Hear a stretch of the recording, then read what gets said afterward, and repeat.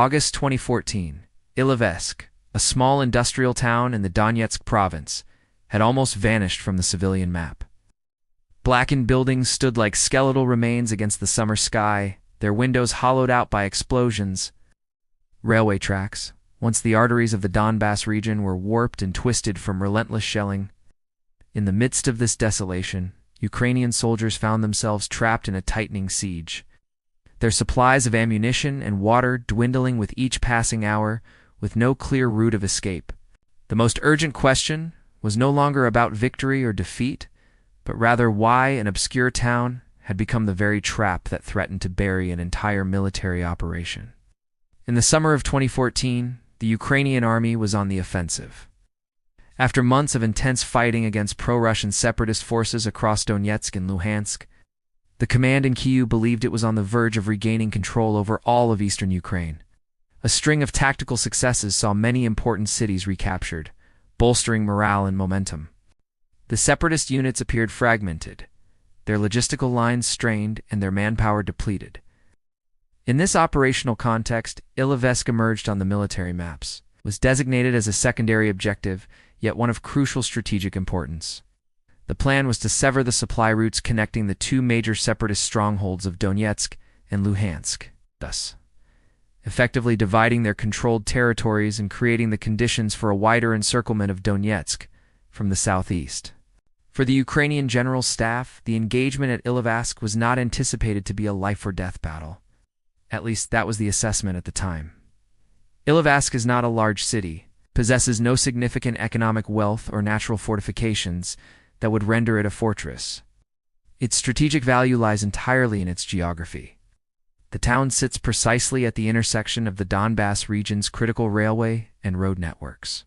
From this single point, an occupying force could exert control over the primary supply lines feeding into the city of Donetsk. It could interdict logistical support flowing from the direction of the Russian border. Furthermore, it could serve as a springboard, opening corridors for deeper offensive maneuvers into separatist-held territory. The fundamental problem, however, was the terrain. Ilovaisk is situated in the middle of a vast open plain, devoid of any natural features that could provide defensive cover. Any force that entered the town without first securing complete control of the surrounding perimeter would become a highly vulnerable and exposed target for artillery. This oversight would prove to be a fatal miscalculation. The decision on which forces to commit to the operation carried significant risks.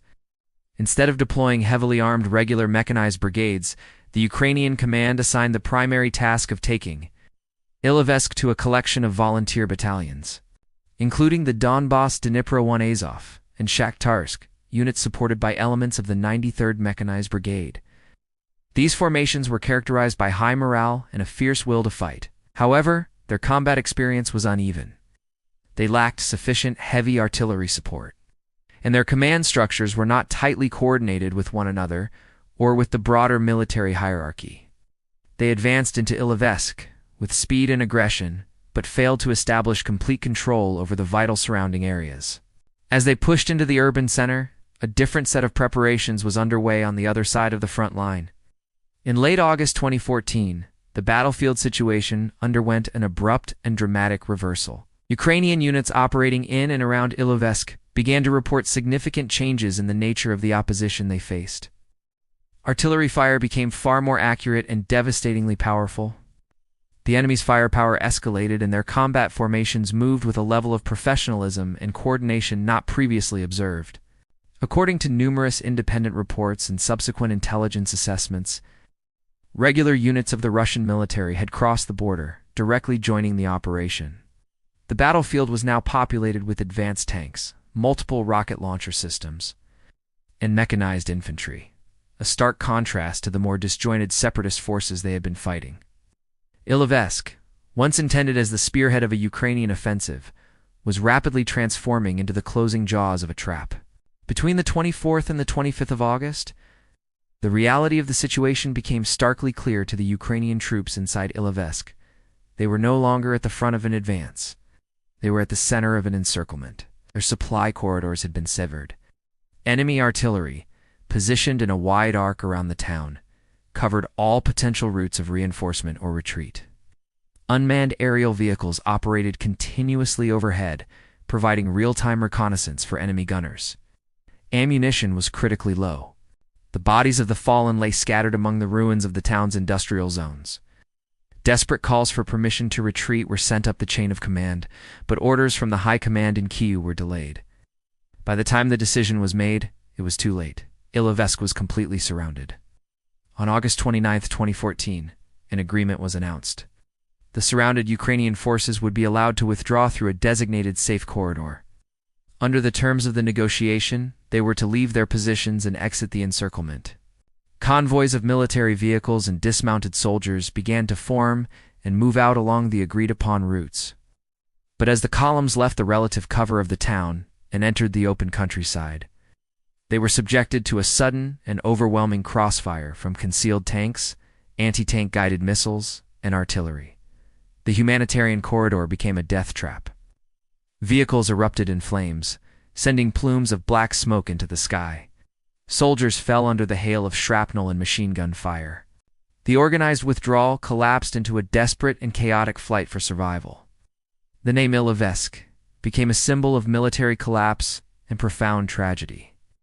The damage inflicted was catastrophic. According to official Ukrainian figures, more than 360 soldiers were killed, with hundreds more wounded or taken captive. Many independent sources and survivor testimonies suggest the actual number of casualties was significantly higher. From a military perspective, Ukraine lost a substantial number of its most motivated and experienced volunteer forces. The broader counteroffensive in the Donbass was brought to an abrupt halt, and the strategic balance of power on the battlefield shifted decisively. Politically, the disaster at Ilovaisk compelled the government in Kyiv to enter negotiations, culminating in the signing of the Minsk I agreement. The conflict, which some had hoped was nearing a conclusion, instead transitioned into a protracted war of attrition that would last for years. The fall of Ilovaisk was not a result of a lack of courage or fighting ability among the Ukrainian soldiers on the ground. It was the consequence of a confluence of critical failures at the strategic level. There was a fundamental misjudgment regarding the scale and likelihood of direct Russian military intervention. The forces assigned to the objective volunteer battalions with limited heavy equipment were inappropriate for the specific tactical challenge.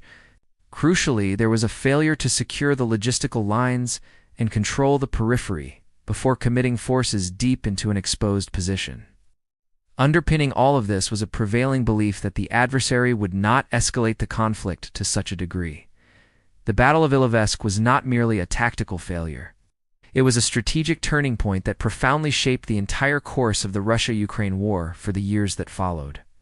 If the order to withdraw had been given earlier, could the catastrophe have been averted? Or was Ilovaisk a meticulously prepared trap from the very beginning, designed to lure in and annihilate a significant portion of Ukraine's fighting forces? The definitive answer, perhaps, remains buried on the charred fields of Donbass.